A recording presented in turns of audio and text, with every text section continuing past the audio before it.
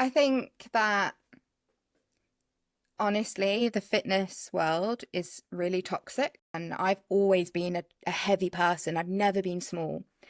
And it's crazy that there's this, it's such a appearance-based industry, and there'll be hateful comments spewed everywhere about the way somebody looks and they should, do something about it. And yet those very people are the personal trainers. And I was struggling with my eating, so my nutrition was slipping. And I remember she came in, and for some reason this day she said, "We need a goal." It was like maybe she'd done some CPD on goal setting. And she's like, "We need a goal." Now, bear in mind, the reason I started was to be healthier. I never had a weight in mind. For me, losing weight was a bonus. It was never the goal. It was never that I want to be X kilograms or so many stone. It was that I want to live a healthy, happy, life.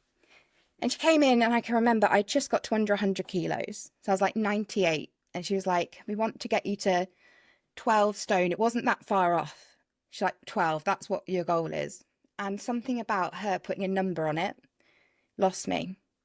And what little commitment I still had at that point was taken away, because all of a sudden it became based on what I weigh. But equally, like you said, I've seen some of the fittest and unfittest people be the complete polar opposites to what you expect on Instagram. But I think it's actually the qualification process and the way every course is different, but the one I did was not inclusive.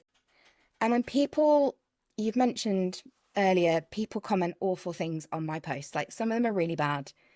And because I talk a lot about how we should be able to prioritize our health in a way that feels good and a way that feels safe, I get comments that say things like, "Exercise should be uncomfortable.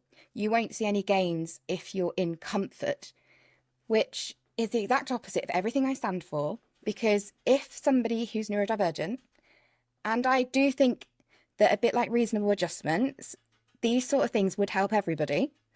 And so when people talk about you need to be uncomfortable, I think what they're talking about is discomfort. So they're talking about you need to push your muscles and you need to work in, progressive overload. And if you want to see progress, and I get that, but the way in which they're framing this idea of discomfort, that for a neurodivergent person could be danger, which could be shut down, sensory overwhelm, panic.